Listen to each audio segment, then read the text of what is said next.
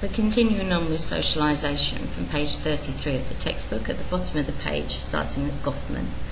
For Irving Goffman, roles are best seen as played, performed or dramatised within the rules surrounding social rituals, for example, getting dressed up to go out, where what we do in private is seen as backstage activities and possessions are seen as props. Okay, so those backstage activities will then help us to perform in the social world. Of particular interest to Goffman is what happens when these props are removed, for example, on entering an asylum, when existence is cut to the bone and the individual undergoes what Goffman calls mortification of the self. In the asylum studied by Goffman, patients' personal possessions were taken away from them. The patients were cleaned and issued with clothing by the asylum. All this entails a loss of their former sense of self. An individual's sense of self is recovered by a range of modes of adjustment, for example, bending the rules of the institution. Our status is backed by the solid buildings of the world, while our sense of personal identity often resides in the cracks. He therefore moves beyond Mead's view of the self as a constant entity by distinguishing person from self. Person and self are portraits of the same individual, the first encoded in the actions of others, the second in the actions of the subject himself. Okay, so Goffman here is talking about the self and a person. Okay, they are two different people, and it is true, if you take away somebody's personal possessions, you can change that person very much. Just think on a very superficial level about people who can't cope if they're not wearing any makeup. They feel like they're naked, that people are looking at them in the wrong way. Okay, and yet, you know, many people without makeup are extremely beautiful and don't need that makeup to make them feel better and to give them confidence. But that's what they've become accustomed to. And in the same way, if we take away people's possessions, they don't feel they have the crutches that they depend on within society. So this is where we start to see the difference. Although two different perspectives on socialisation are being presented here, one emphasising the action of society on individuals, the other emphasising the individual's interpretation of social roles, neither are uncritically accepted either inside or outside sociology. Other sociologists have been critical of the lack of attention paid to economic and political forces, arguing that being born into a rich or poor family, for example, influences the form taken by primary socialisation.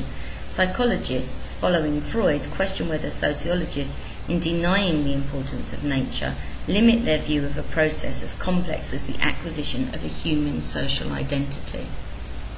So yes, that primary socialisation is important, but there are so many other factors that come into it, and Goffman is kind of ignoring these when he's putting forward his theory. So Goffman was an American sociologist and major contributor to the interactionist perspective, particularly in works such as Asylums and the presentation of self in everyday life. The study of small encounters and interaction in everyday life is of particular interest to Goffman. So again, as we were saying previously when we were looking at Bloomer, this same idea of looking at small groups rather than large groups and making generalisations. Wrong and over-socialisation.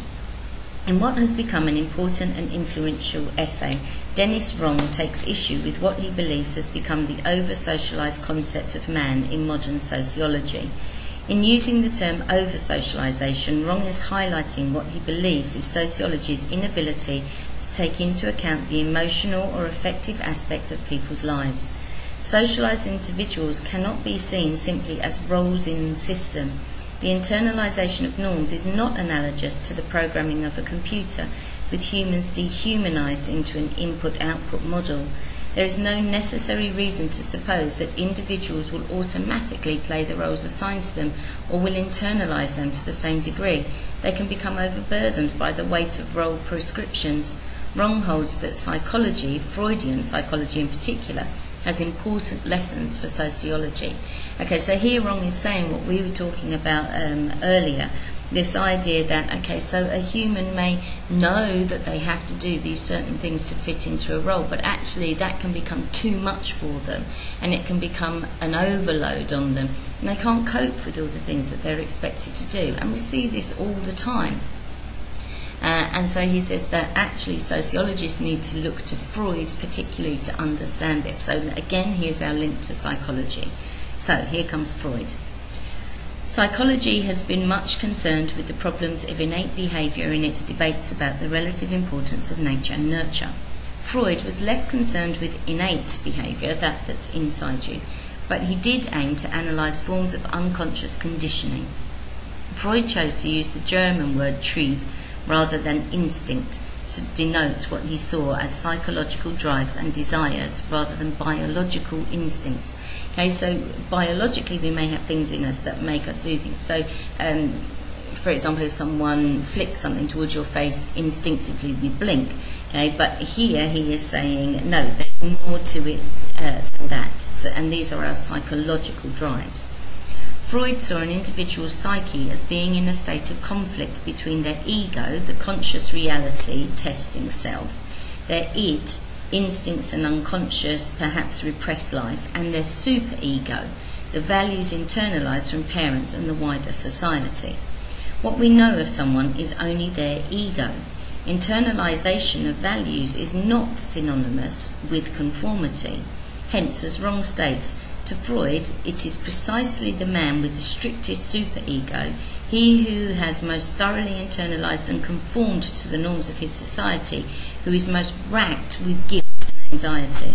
Such a person, rather than being the best socialised, may suffer psychological illnesses and be unable at times to function well in society because he hasn't chosen to follow those things and to think them through.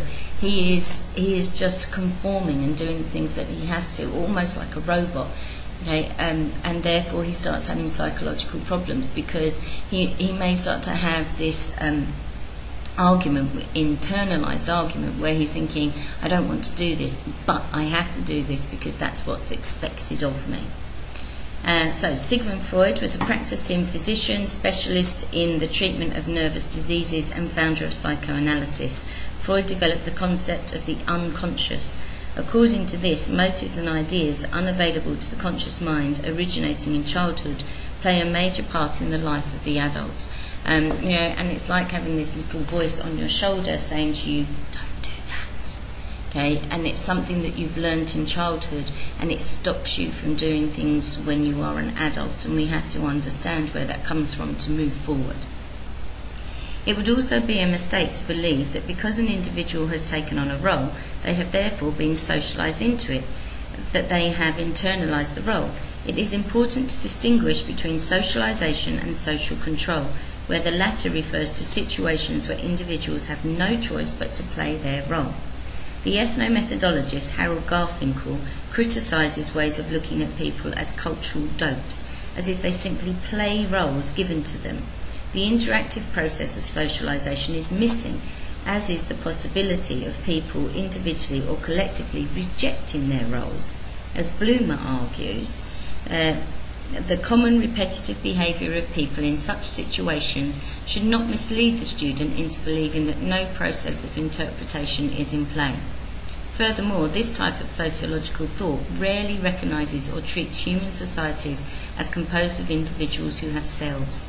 These typical conceptions ignore or blot out a view of group life or of group action as consisting of the collective or concerted actions of individuals seeking to meet their life situations.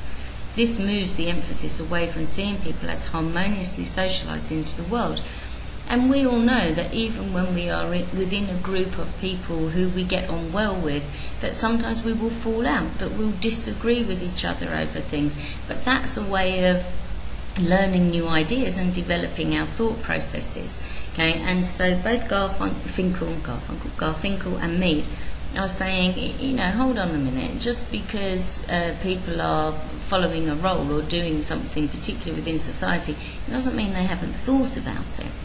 Okay, so Harold Garfinkel, he is most strongly associated with ethnomethodology, examining how people make sense of everyday life. His work was of most interest in the 1970s. There is less enthusiasm for it now. Both Mead and Parsons were aware of the implications of Freud's work for their own theories and chose to reject or incorporate parts of his work, as a person does when they're socialised. Parsons, for example, admits that there are many aspects of personality that cannot be explained by role obligation, and he describes these aspects as an individual's autonomy. Indeed, he says without this autonomy, creativity and personal morality would not be possible, as we have to make our own decisions.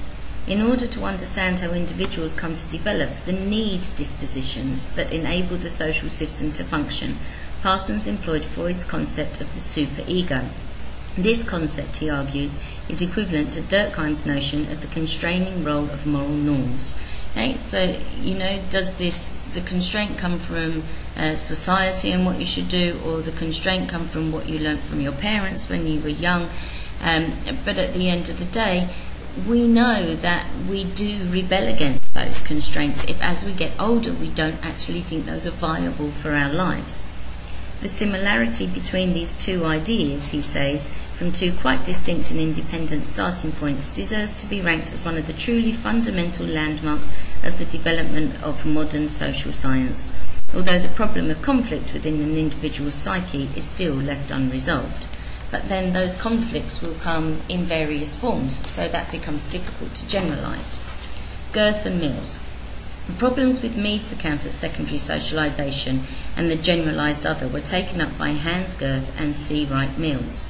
For Mead, generalised other refers to the general values and moral rules of the culture in which a child develops. But does this culture mean the whole society, or only part of it? Mead gives no clear definition of what he means by the term society, the great cooperative community process, seeing it in places as synonymous with the generalised other. Okay, so although Mead is saying that the way that you develop, it depends on the culture that you're brought up in. Of course, there are still different views of that culture, and even within that, children will be different depending on their parents and the influences that they get. For Girth and Mills, the generalised other of any given person or persons, however, does not necessarily represent the entire community or the society, but only those who have been or who are significant to them. From this point of view, it's difficult to know what Mead means by the term society in any detail if all individuals one comes into contact with are significant others, representatives of the generalised other. So what you would have to question there is, if you didn't meet a certain person in your life, would you be a different person? Okay, so this is where it all starts to get difficult. And, if you may meet somebody and they have a huge influence on you, but somebody else meets them and they don't have a huge influence on them. So, this all becomes really difficult and becomes quite nebulous, because you can't generalise on this, because it's going to be different for each individual. Girth and Mills' own attempt to integrate Freud's theories with Mead's are only partially achieved. They reject any notion of instinct and choose instead to employ neo-Freudian notions of the self as plastic or malleable. Freud's drives or unconscious motives are seen simply as unverbalised areas of feeling and conduct, which may be obstacles to self-realisation. In doing so, they claim that various philosophical assumptions that have crept into Freud's theory have been torn out with little or no damage to what remains as usable heritage. Okay, so people can be moulded into what they become. On the central question of socialisation, some writers have argued that a synthesis of Parsons and Mead's positions can be achieved if it is accepted that Parsons starts with society and ends with the individual, and Mead simply does the opposite. This conclusion has been vigorously resisted by Mead's defenders, particularly Herbert Blumer, who argues that in reality there is no opportunity for individual choice in Parsons' theory, and therefore he is incompatible with Mead. The gap between Mead and Parsons is profound. Moreover, structural features such as culture, social systems, social stratification, or social roles set conditions for action, but do not determine action. Attempts to fully incorporate Freud's model of the self have also largely been resisted, although Marxist sociologists such as Marcuse, Habermas and Althusser, and non-Marxists such as Parsons and Philip Rieff, have used other aspects of his theories. What we are left with is an unresolved debate concerning the problem of the self, identity, socialisation and over-socialisation. this debate reproduces itself in all other areas of sociology. Okay, now this is important because if this is still an ongoing debate, then decisions haven't been made. Okay, so you as a sociologist can come up with your own view about this and analyse what you think.